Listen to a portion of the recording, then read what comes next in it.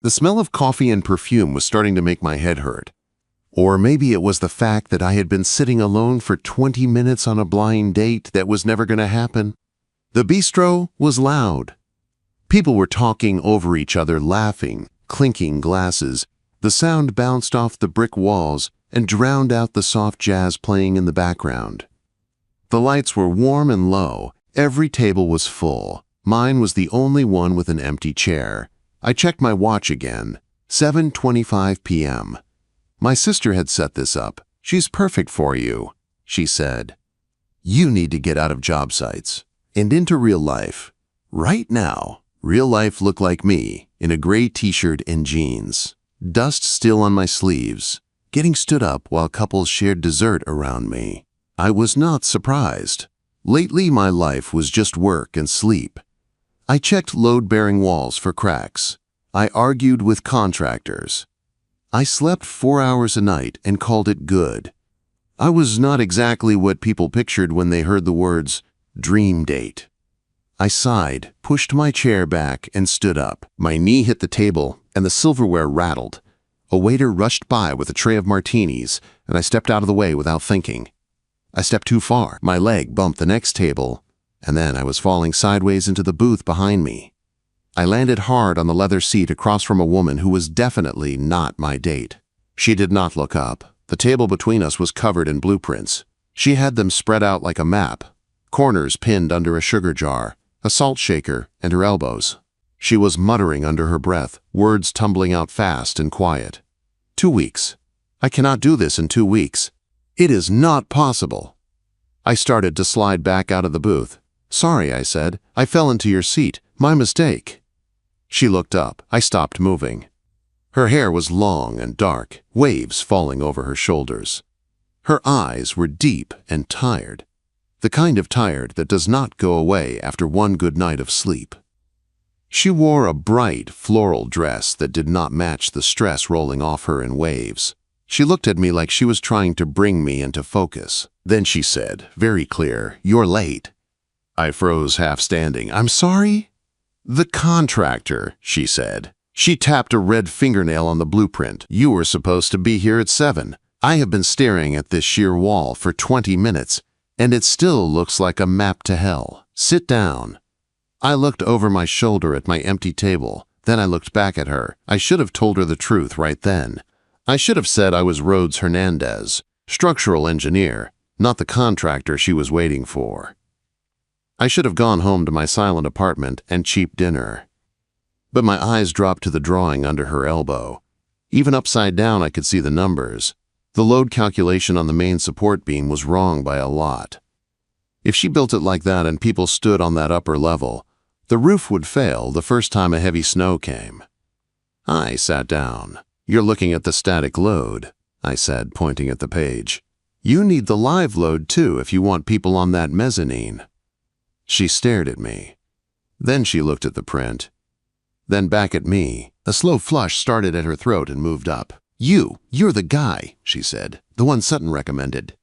"I'm Rhodes," I said. That part was true. She let out a breath like a tire losing air. "Thank God, I'm Meline, and if you tell me this building is condemned, I am going to cry into this very expensive pasta." I watched her hands as she reached for her glass. They shook, just a little. I knew that shake. I saw it in my own fingers after long nights on bad jobs. "Let me see the specs," I said. The waiter tried to come take our order twice. Meline waved him away both times and asked for coffee, strong. 2 cappuccinos showed up with perfect foam and no food. I reached for my wallet out of habit. She put her hand on mine. Her touch was light but sure. "Put it away," she said. "You already saved my roof. Coffee is on me. It is not a rescue, it is a truce."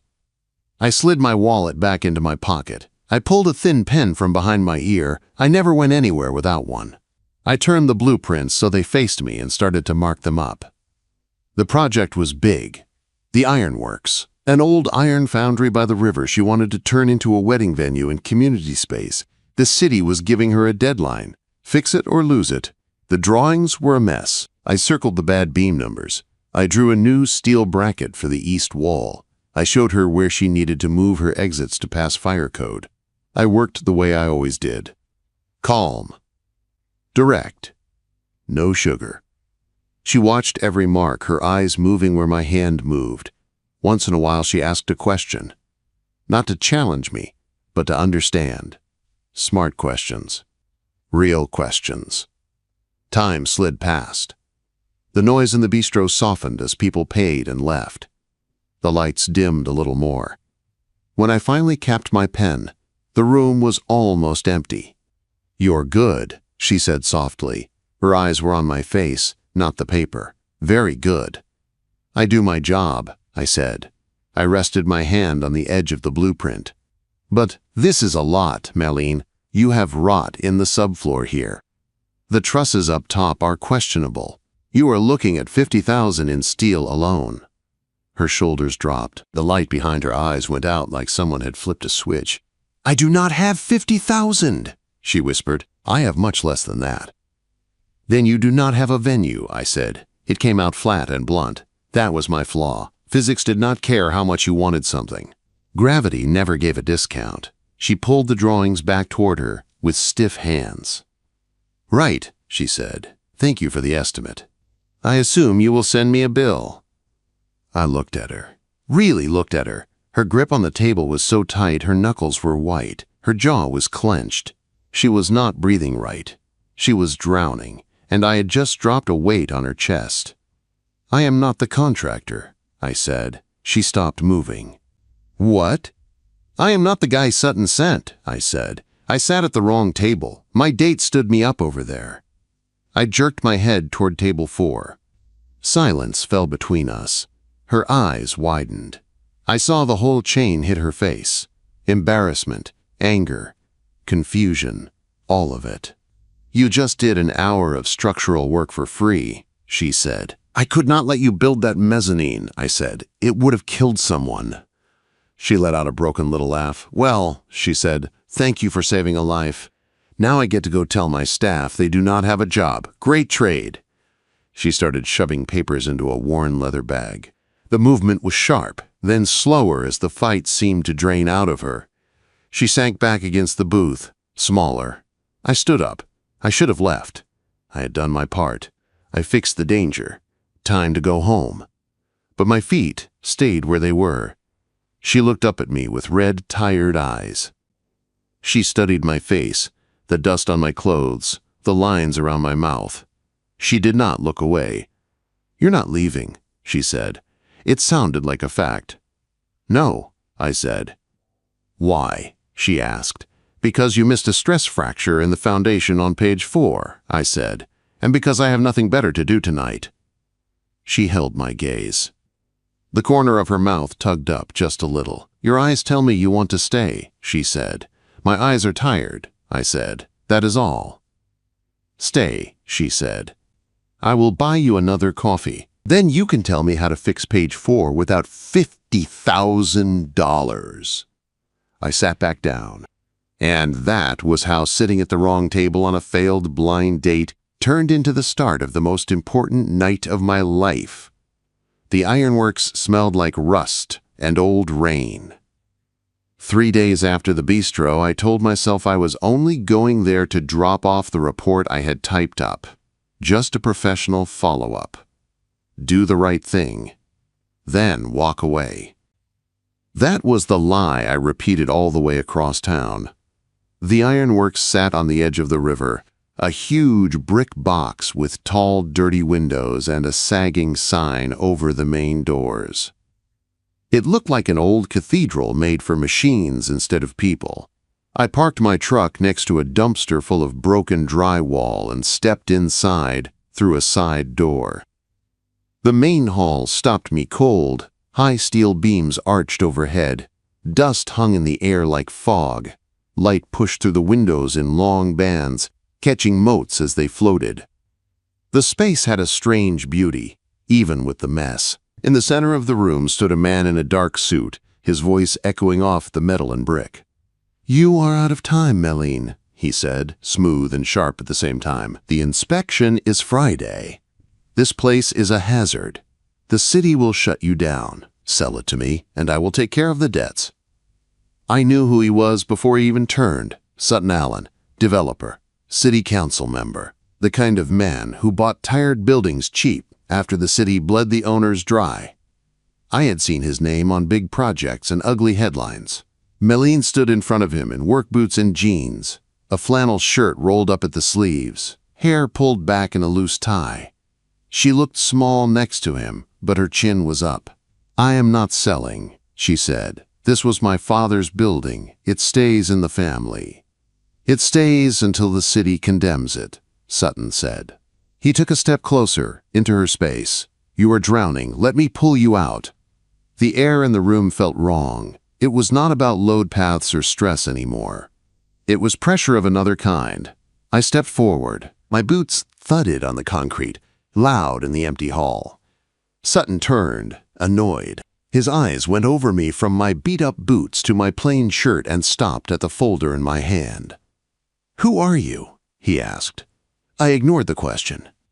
I stopped next to Meline, shoulder almost touching hers.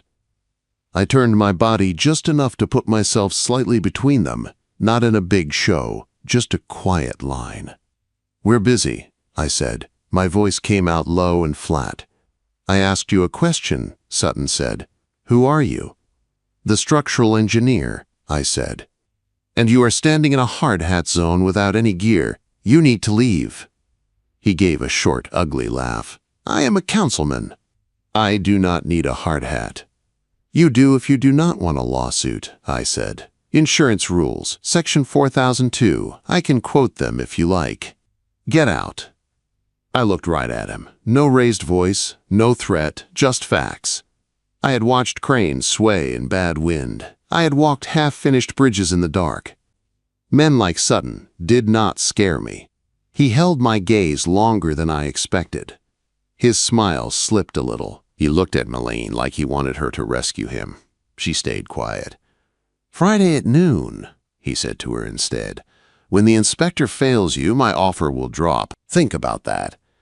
Then he walked out. His shiny shoes clicked too loud on the floor. When the door slammed, the quiet that followed was heavy. Meline let out a long breath and leaned back against a steel column. She closed her eyes for a second, then opened them and looked at me. "You did not have to do that," she said. "He was standing under a loose pallet on that upper catwalk," I said, pointing up. "If it fell, the lawyers would eat you alive. I was protecting you as much as him." She huffed out a tired half-laugh and straightened. "You came back," she said. "I typed up the report. I held up the folder. Priority fixes. If you focus on the fire systems and exits, you might pass a temporary occupancy inspection." She took the folder. Her fingers brushed mine. Her hand was warm.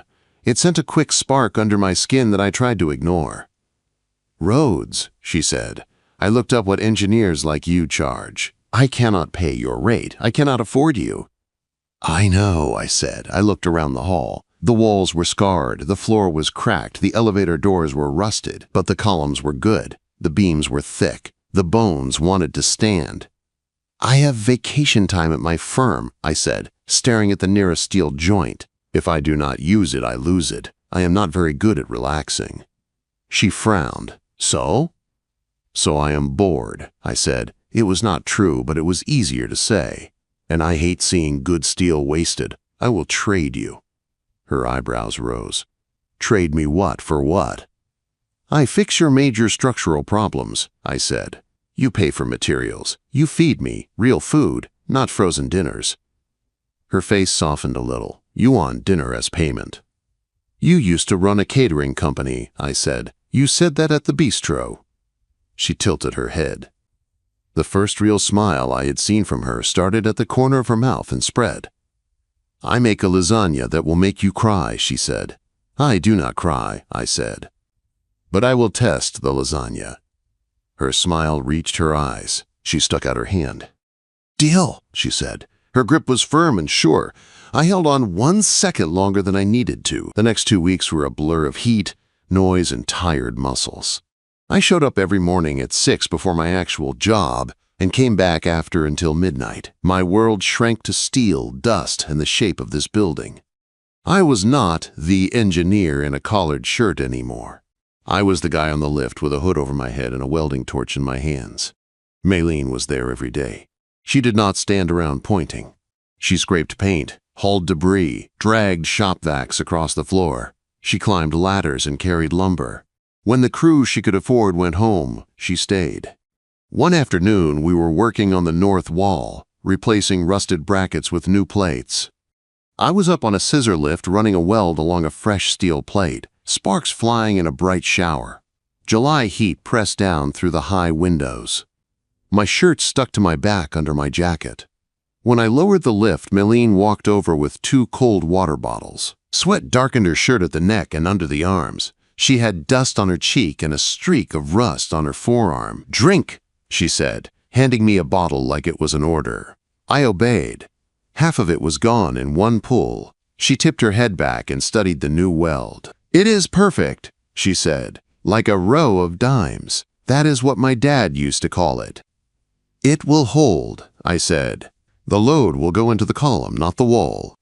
She looked at me instead of the steel. "You are really good at this, Rhodes," she said. "So why do you look so miserable doing it?" Quote. I froze. "I am not miserable," I said. "You are," she said. "You wear it like a backpack." Heavy all the time. She stepped closer. "What happened?" I looked away toward the river sliding past the far windows. "I made a mistake once," I said. The words tasted like rusty metal. "On a parking deck job. A math error. I caught it before the pour. If I had not, 50 cars and all the people in them would have been in the basement." She went still.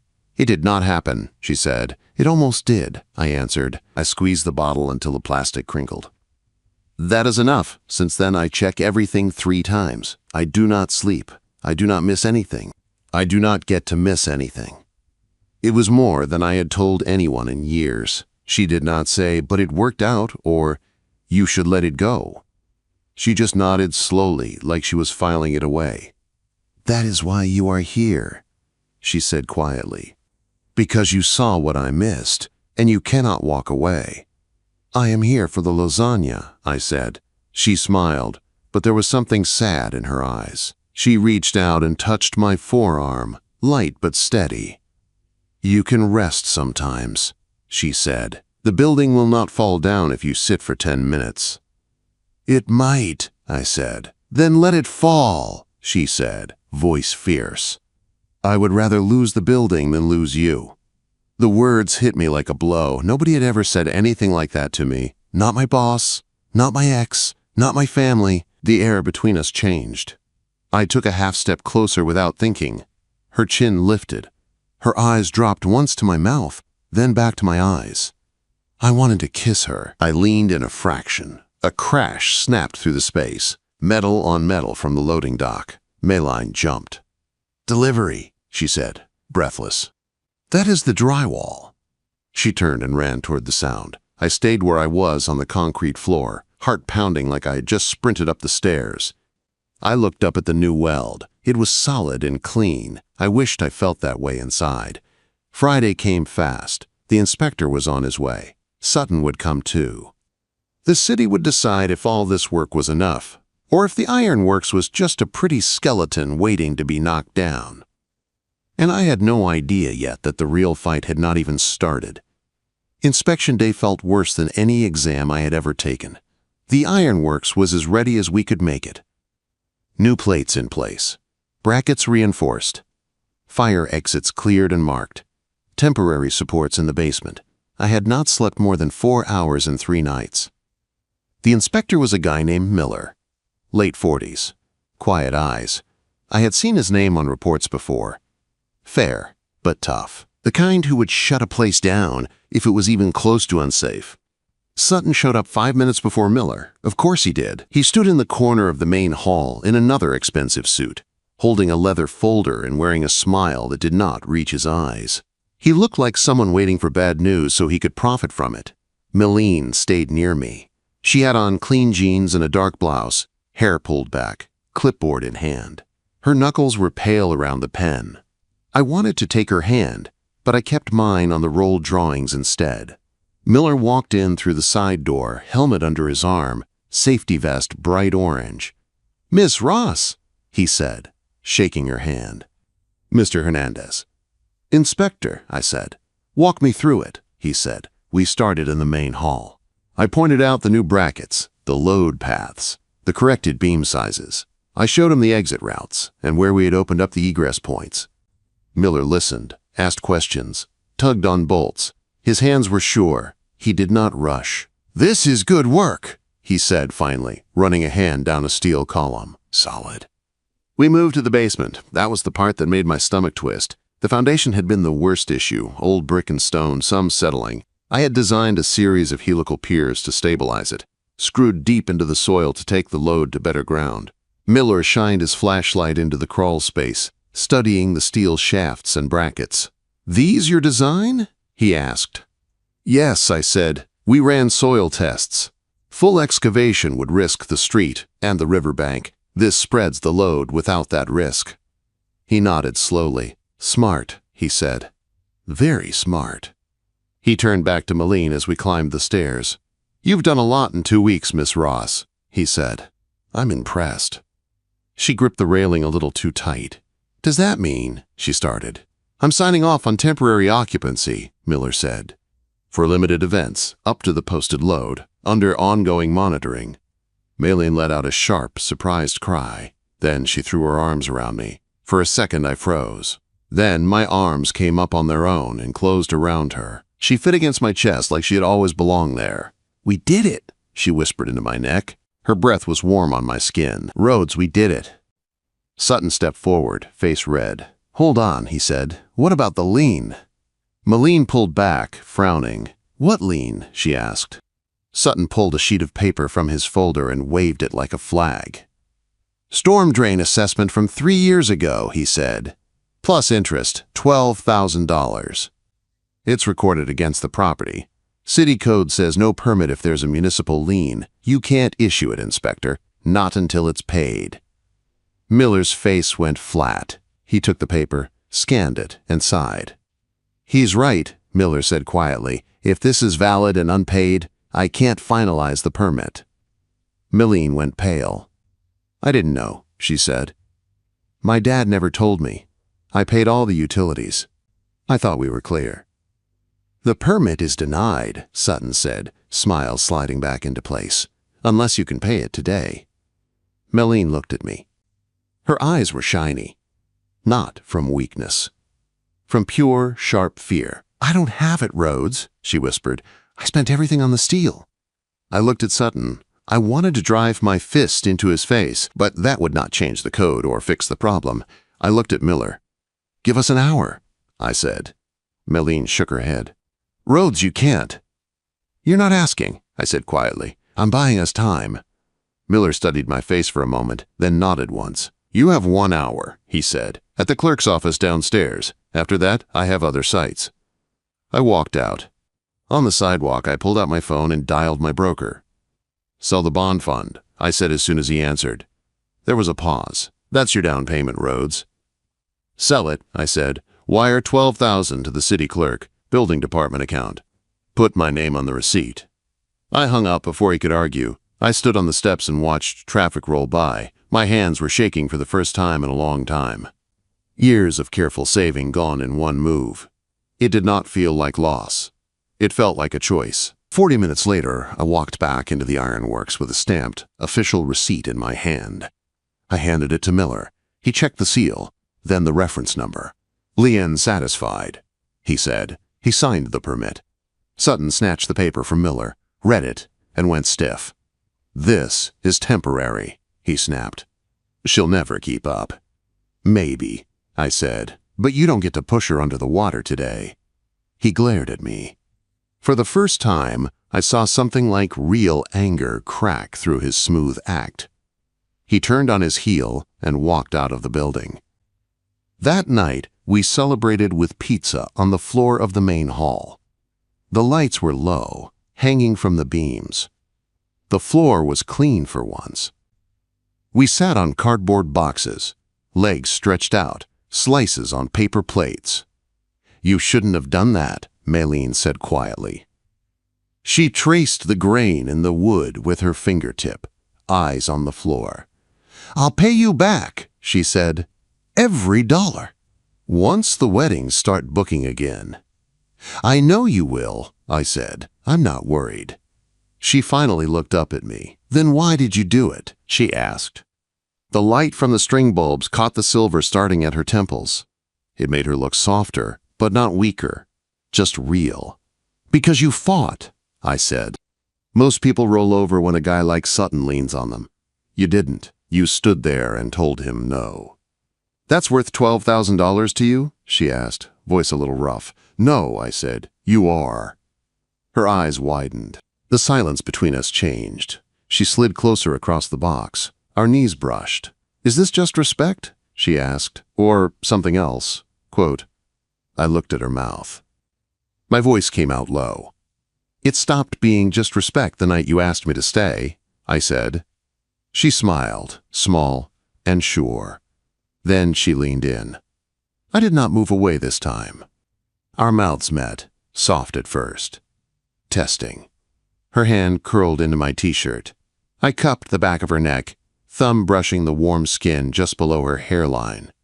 The kiss deepened. The sounds of the city outside faded until there was only her breath, her taste, the feel of her leaning into me like I was solid ground. For the first time in years, the noise in my head went quiet. No numbers, no what-ifs, just her.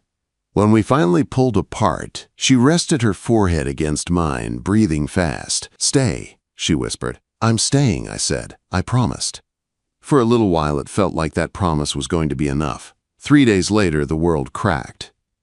I was at my day job, sitting in a glass conference room full of charts and suits, when my phone started buzzing. Over and over.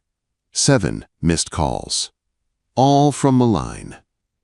I stepped out into the hallway and called her back. She answered on the first ring. "Rhodes," she sobbed.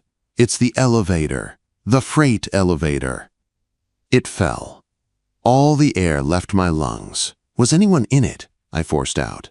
"No," she said. "Thank God." But it crashed into the pit. It hit the main support column, on the south wall. The whole side is sagging. Miller is here. He's red-tagging the building.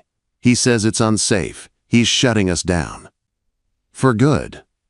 I did not remember driving there. 1 minute I was in that hallway. The next I was standing outside the ironworks. Yellow caution tape wrapped around the entrance. A city truck was parked out front.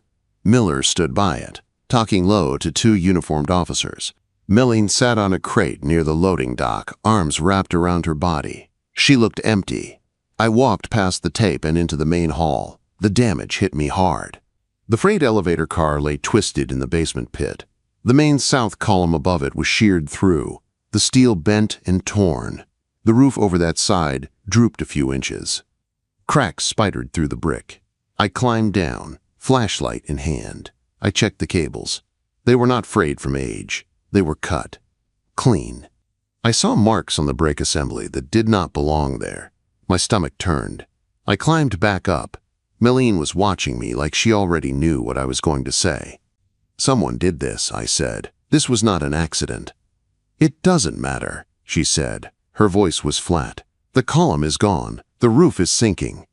Miller says it's a total loss. He's recommending condemnation. Sutton already called with another offer. Just for the land." Quote, "You don't have to take it," I said. Her eyes flashed with a tired anger. "Look at it," she said, pointing at the sag. "It's broken. I can't fix a sheared column. I'm out of money. I'm out of time.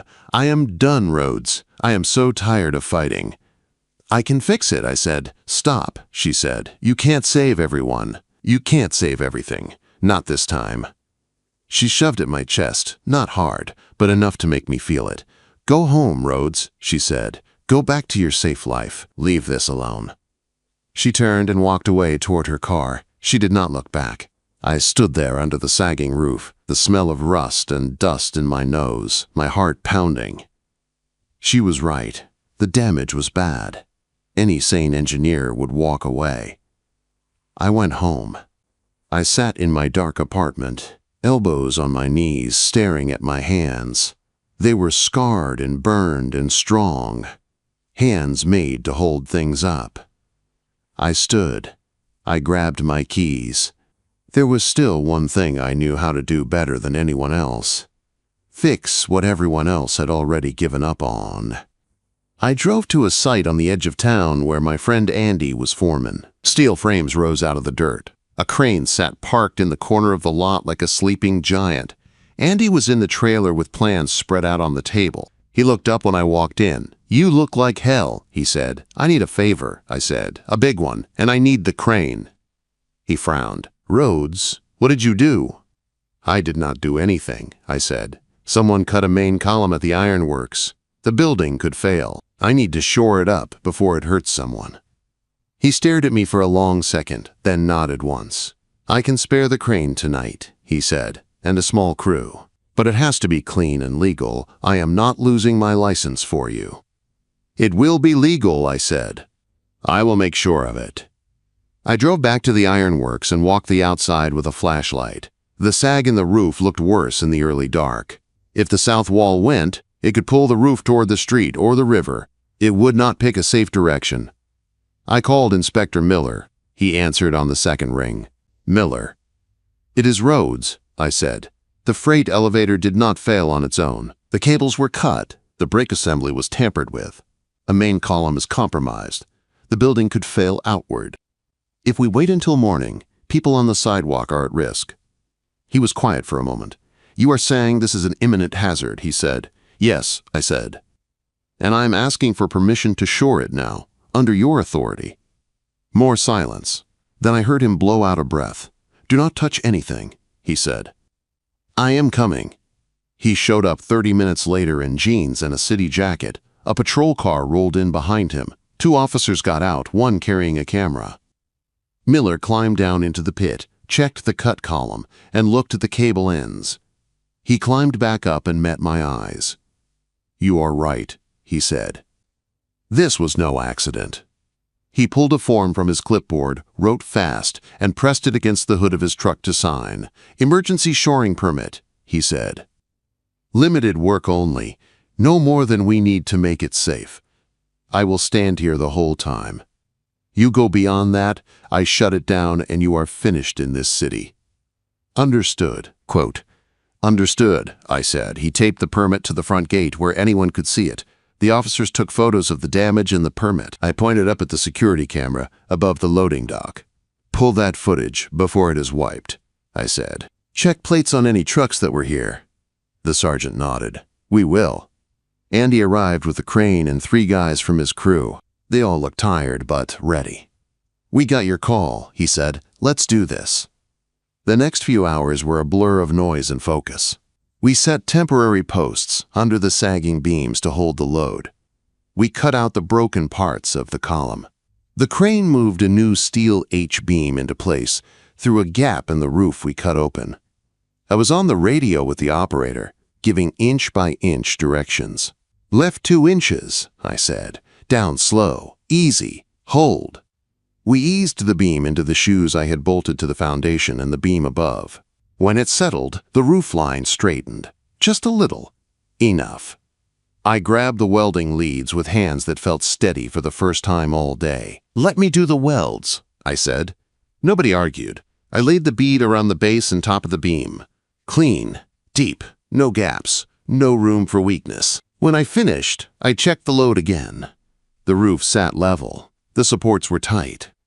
By the time we were done, the sky was turning gray. My arms shook from the strain. My eyes burned with smoke and no sleep. I sat down on the concrete, back against a column, breathing hard.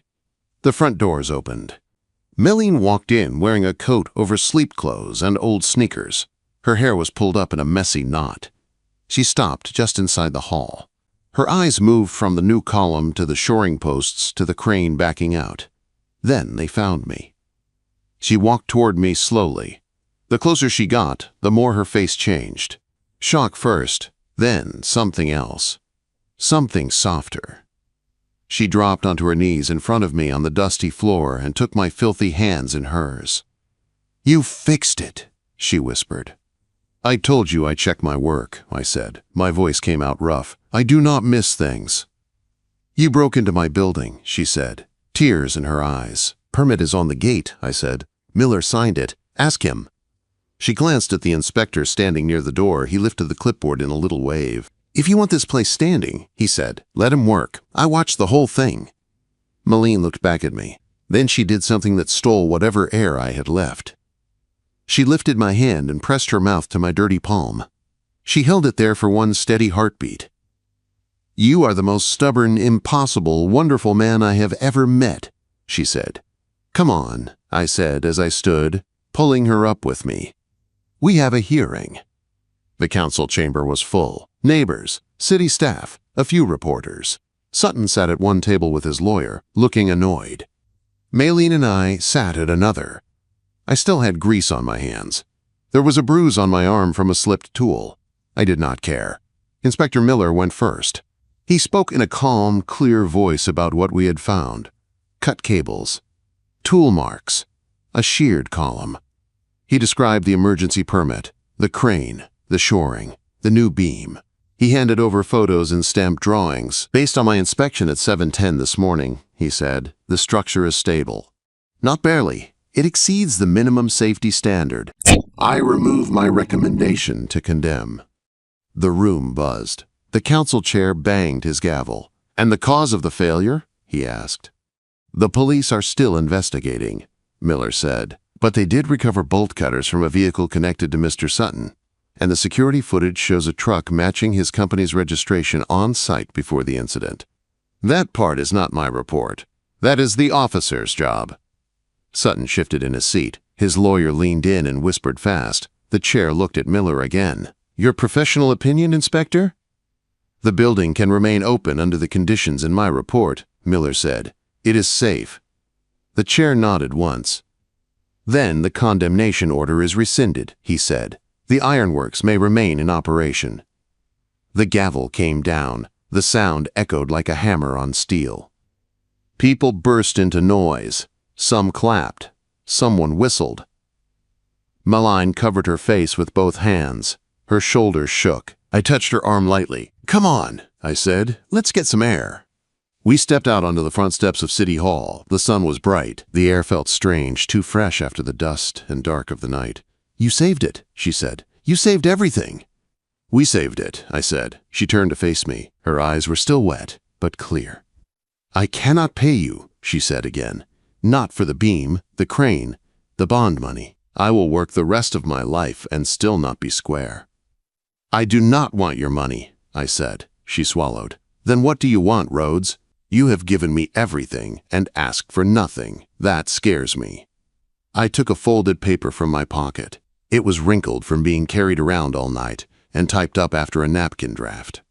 A simple partnership agreement. I want 49%, I said. I want to be your partner. You run the events, the food, the people. I run the structure, the safety, the repairs. We put both our names on the building. We put both our names on the life that comes with it. She unfolded the paper with shaking hands. Her eyes moved over the words. Partners, she said quietly. Partners, I said, and I want more than that. Her eyes lifted. I want to go home with you at night, I said. I want to be the one you call when something cracks. I want to eat your lasagna on Sundays. I want to stay. Her lips parted. Tears spilled over and slid down her cheeks, but she did not look away. You want to stay, she whispered. Very much, I said. She dug into her bag, pulled out a pen, and pressed the paper against my chest to sign. Her hand shook once, then steadied. Deal, she said. She capped the pen, dropped it back in her bag, then grabbed the front of my dusty shirt in both hands and pulled me down. She kissed me on the steps of City Hall, in full daylight, with people watching. It did not feel like a show. It felt like a promise. It tasted like relief, like victory, like home. When we broke apart, she was still holding my shirt. Come on, she said, eyes bright. Partner, we have a freight elevator to redesign. I groaned. Can we sleep first? No, she said, lacing her fingers with mine. You can sleep later. We have work to do. I squeezed her hand. I was tired. I was broke. I had dust in my hair and burns on my hands. But for the first time in my life, I was not just holding up a building. I was building something with someone who would stand in the broken parts with me and hand me a wrench. People talk about love like magic. To me, it felt simpler and stronger than that. Love was sitting at the wrong table on a failed blind date. Love was hearing her say, "Your eyes tell me you want to stay." And finally being brave enough to answer, "I do."